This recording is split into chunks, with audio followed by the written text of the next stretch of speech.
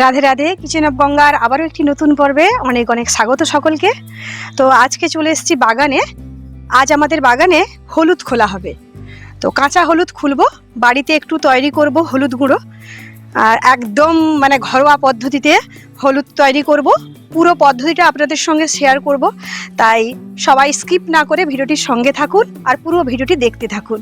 আশা করি ভীষণ ভালো লাগবে। তো এই যে হলুদগুলো দেখতে পাচ্ছেন, আমি আগে পরিষ্কার করে দিচ্ছি। পাতা পড়েছে, পরিষ্কার করে দেওয়ার পর তারপরে খুলবো।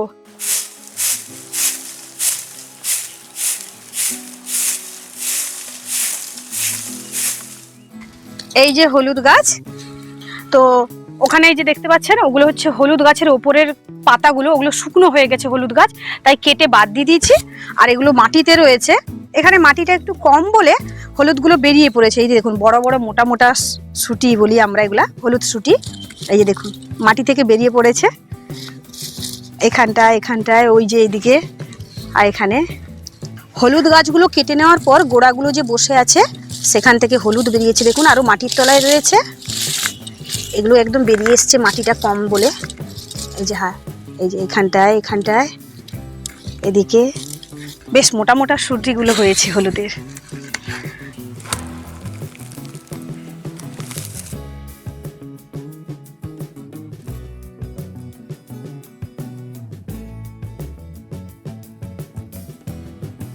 একটা গাছ খুলেছে আমার ছেলে, তাতে হলুদ দেখুন কত সুন্দর হয়েছে, মোটা মোটা।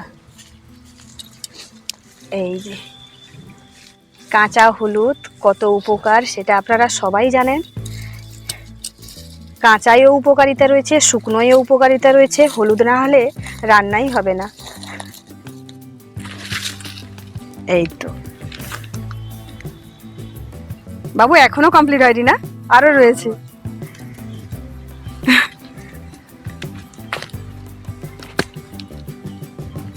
2 বছর হলো না খোলা হয়নি, এটা 2 বছর হয়ে গেল খোলা হয়নি। তো এবার খুলে দিতে হবে, এদেরকে রেখে দিলে মাটির তলায় এটা আবার নষ্ট হয়ে যাবে। হলুদ লাগানোর পর 2 বছর অন্তর যদি খুলে নেন তাহলে হলুদটা ভালোভাবে পাবেন। আর যদি রেখে দেন তাহলে ওটা নষ্ট হয়ে যাবে, আবার নতুন গাছ হবে, তখন আবার আপনাকে 2 বছর রাখতে হবে, তবে আবার আপনি হলুদটা পাবেন। কত হলুদ দেখুন। আর নেই, মোটামুটি শেষ করে ফেললাম হলুদ খোলা। এইগুলো ছাড়িয়ে নিলেই কমপ্লিট হয়ে যাবে। আর এখানটা এই যে রয়েছে, তো এগুলো এই সুটিগুলো আমি বের করে নেব মাটি থেকে।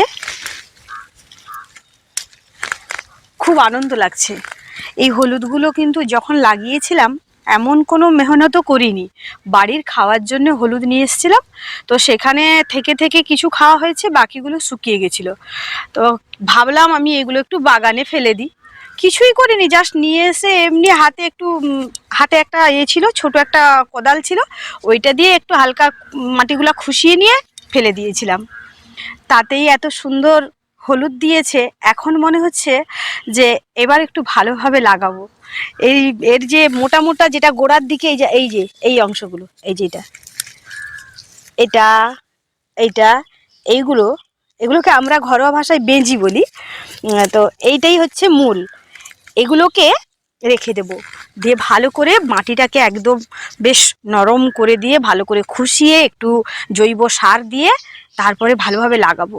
নিশ্চয়ই এর থেকে আরও বেশি হলুদ হবে। অযত্নে যে হলুদটা পেলাম, যত্ন করলে নিশ্চয়ই এর থেকে বেশি পাবো।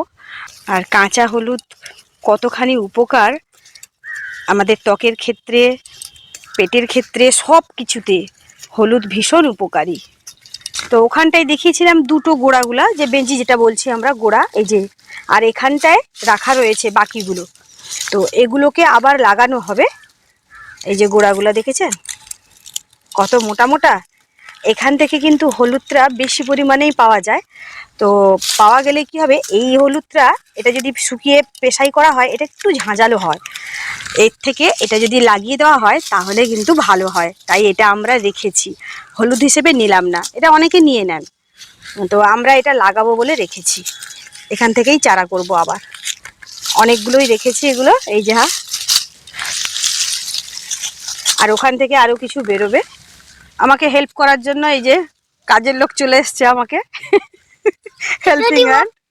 না এটা কি দেওয়া হয় নাকি? এগুলো মাটি রয়েছে না, এই মাটি থেকে এই যে ছাড়িয়ে রেখেছি, এইগুলো তুই রেখে দে ওখানে ঝুড়িতে। আমি সে যাক, তারপরে এগুলোকে তো ধুতে হবে, তো সে একটু আধটু যাক। আমার একটু ভালো লাগছে। ভালো লাগছে না? এই যে চোখের মতন না, চোখটা না। বিষ্ণু, তোকে যে আমি সকালবেলা এই কাঁচা হলুদকে থেতো করে রস বার করে দিই না, ভালো লাগে না? মনে আছে মনে আছে, দিয়েছি না যে সকালে, ভালো লাগে আমার খেতে। তাহলে এক্ষুনি গুঁড়া করে খেয়ে নিব না, এগুলা যখন তখন খাওয়া হয় না, সকালবেলা খালি পেটে খেতে হয়। এই যে টোটাল 1 ঝুড়ি হলুদ বেরিয়েছে, কাঁচা হলুদ। তো এর থেকে কিছুটা খাওয়ার জন্য বাড়িতে রাখা হবে অল্প। কাঁচা হলুদ সকালবেলা বাচ্চারা খায়, আমরাও খাই, বড়রাও খাই। তো অল্প রেখে বাকিগুলোকে সারা রাত একটু জলে ভিজিয়ে রাখবো। কারণ যতটা সম্ভব মাটিটা আমি ছাড়িয়ে নিয়েছি, তবুও গায়ে তো কিছুটা মাটি লেগে থাকে, তাই সারা রাত জলের মধ্যে রেখে দেবো। দিলে মাটিটা নরম হয়ে গেলে কালকে সকালবেলা ভালো করে পরিষ্কার করে ধুয়ে দেবো।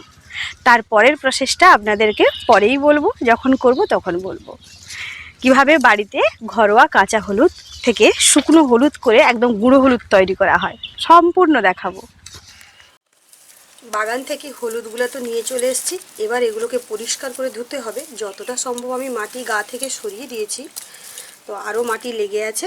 এগুলোকে প্রথমে জলে ধুয়ে নেব মানে এইভাবে বালতিতে জল নিয়েছি, সারা রাত জলে রেখে দেব। দিলে গা থেকে খুব সহজেই মাটি নরম হয়ে ধুয়ে যাবে। এই জন্য আমি 2টো বালতিতে জল নিয়েছি, অর্ধেক অর্ধেক করে দিয়ে দেব।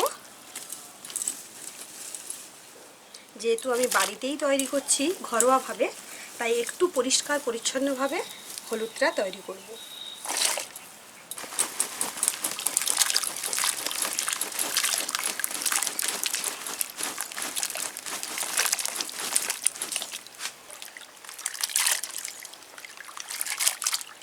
একটু নাড়াচাড়া করে দিলাম, এইভাবে সারা রাত রেখে দেব।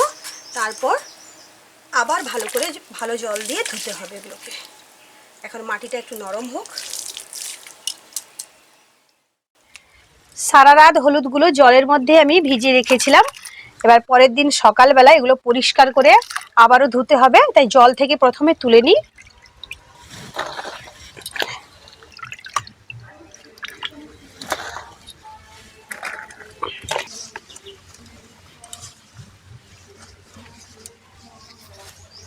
যে কোনো ভালো জিনিস তৈরি করতে গেলে একটু তো কষ্ট করতে হবে, আর কষ্টের ফল সবসময়ের জন্য খুবই ভালো হয়।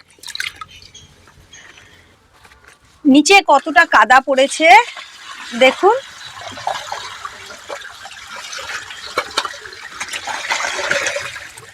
এই দেখেছেন,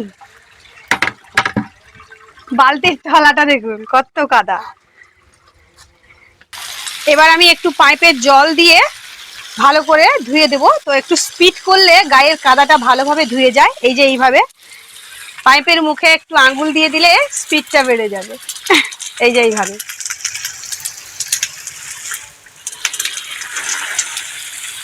খাওয়ার জিনিস যতটা সম্ভব যেহেতু বাড়িতে তৈরি করছি, একদম পরিষ্কার করে ধুয়ে নিতে হবে, দিলে জিনিসটাও ভালো তৈরি হবে, কোনো নোংরা থাকবে না। মোটামুটি ভালোভাবে ধুয়ে নিয়েছি। এবার এগুলোকে তুলে একটা বালতির মধ্যে রেখে দেব। এবার এগুলো যাবে সেদ্ধর জন্য। একদম পরিষ্কার জল বেরোচ্ছে, দেখুন একটু নোংরা নেই।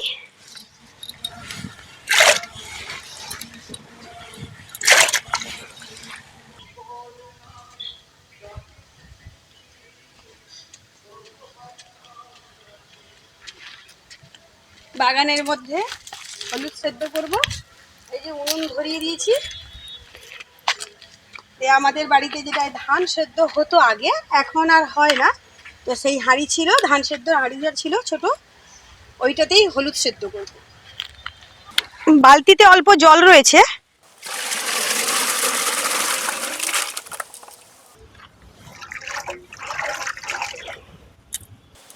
এইবার ভালোভাবে সেদ্ধ করে নিতে হবে। জ্বালানিটা একটু বেশি করেই দিতে হবে, হাওয়া দিচ্ছে তো এই জন্য আগুন এদিক ওদিক হচ্ছে। তো হাঁড়ির মুখের উপরে আমি একটা ঢাকনা দিয়ে দিলাম। ফিরে আসছি সেদ্ধ হওয়ার পর। আধ ঘন্টার মতো জ্বালানি দেওয়ার পর এবার আমি দেখতে এসছি হলুদগুলো ভালোভাবে সেদ্ধ হয়েছে কিনা। দু একটা ছাঁকনির ওপরে তুলে নিয়ে এই যে নারকেল কাঠি নিয়েছি, নারকেল কাঠি দিয়ে এইভাবে ফুঁড়ে দিতে হবে গায়ে। এই যে খুব সহজেই নারকেল কাঠি এদিক ওদিক হয়ে যাচ্ছে, তার মানে হলুদ খুব সুন্দরভাবে সেদ্ধ হয়ে গেছে। এটাই হচ্ছে হলুদ সেদ্ধ। বুঝবেন কি করে? এইভাবে, খুবই সহজ উপায়। এবার আমি এই ছাঁকনি থেকে এই ছাঁকনিটা দিয়ে তুলে দেব।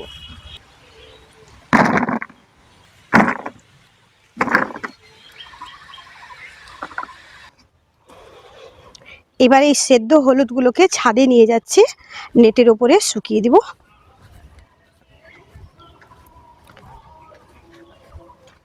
নেট পাতিয়ে দিব।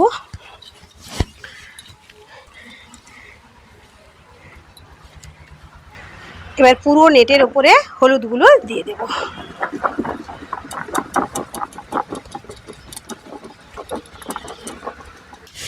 এবার পাতলা করে একটু মিলিয়ে দিচ্ছি।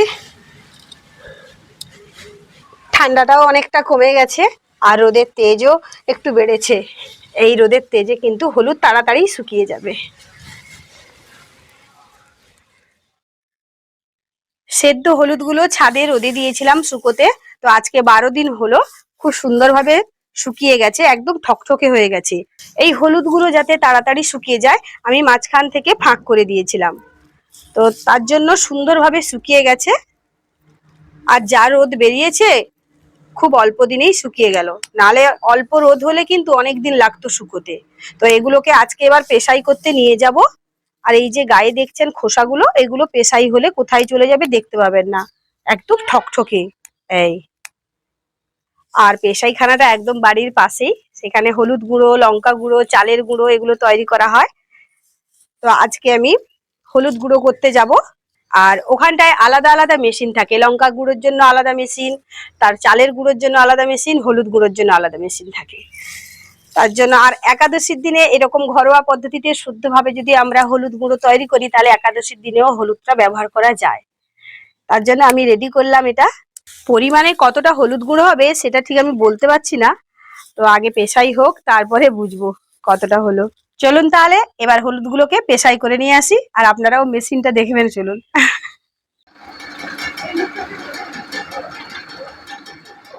এই হচ্ছে সেই হলুদ পেশাই মেশিন যেখানে আমরা চলে এসেছি। তো এখানে প্রচন্ড সাউন্ড হচ্ছে। এছাড়াও আরো অনেকগুলি চাক রয়েছে, এখানটায় কিন্তু চাল, গম, আটা এবং লঙ্কার গুঁড়ি পেশাই করা হয়।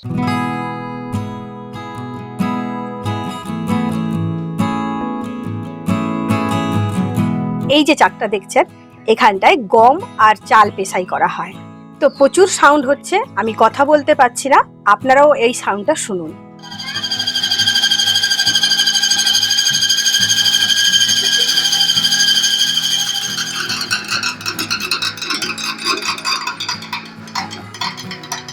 তো হয়ে গেল পেশাই। কতটা ফাইন পেশাই হয়েছে দেখুন, আর কালারটাও কত সুন্দর হয়েছে দেখুন। তো এবার বাড়ি যাব। এই যে দেখুন সেই হলুদ গুঁড়ো পেশাই করে নিয়ে আমরা বাড়ি চলে এসেছি। দিয়ে আমি একটু মিলিয়ে দিয়েছিলাম, গরম ছিল তো, গরম গরম অবস্থায় আমি কৌটোর মধ্যে ভরবো না, তাই একটু মিলিয়ে দিয়েছিলাম। তো এখন ভালোভাবে ঠান্ডা হয়ে গেছে, এবার একটা কাঁচের জারের মধ্যে আমি ভরে নেব। তো তার আগে আপনাদেরকে দেখাচ্ছি কতটা সুন্দর লাগছে দেখুন, আর কালারটা এত সুন্দর হয়েছে, একদম ন্যাচারাল কালার আসছে। তো আমি একটা কাঁচের গ্লাসে দেখাচ্ছি, একটু জল ঢেলে দিলাম, দিয়ে একটু হলুদ গুঁড়ো দেব। দেখুন কতটা সুন্দর।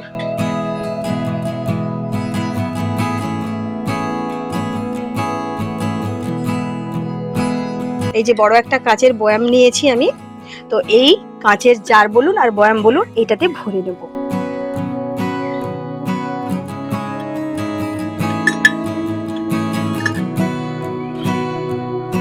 এটা রেডি করতে একটু কষ্ট হয়, কষ্ট হলে কি হবে, কষ্টের ফল খুবই ভালো হয়। এই যে খাঁটি হলুদ গুঁড়োটা পেলাম কষ্ট করেছিলাম বলে। এই যে 1 জার হয়ে গেছে, আরো হাফ জারের মতন রয়েছে, সেটা আমি অন্য একটা জারের মধ্যে ভরে নেব। আমি আবারও বলছি যে এই হলুদ গুঁড়ো আপনারা কিন্তু একাদশীর দিনে অবশ্যই ব্যবহার করতে পারেন। আমি তো অবশ্যই ব্যবহার করব, যার জন্যই আমি এত কষ্ট করে বাড়িতে ঘরোয়া হলুদ গুঁড়ো তৈরি করলাম। আপনারাও যদি পান হাতের কাছে এরকম ঘরোয়াভাবে হলুদ গুঁড়ো, তাহলে একাদশীর দিনে অবশ্যই ব্যবহার করবেন, কোনো অসুবিধা হবে না। আজকের পর্ব যদি ভালো লাগে অবশ্যই চ্যানেলটি সাবস্ক্রাইব করে পাশে থাকবেন, আর সবাইকে শেয়ার করে দেবেন, লাইক করবেন, কমেন্ট করবেন, সব কিছু করে দেবেন। কিন্তু আরও সুন্দর সুন্দর রেসিপি আসতে চলেছে, তার জন্য আমাদের সঙ্গে থাকবেন। আজকের মতন বিদায় নিচ্ছি। সকলে ভালো থাকুন, সুস্থ থাকুন। সকলকে রাধে রাধে, নমস্কার।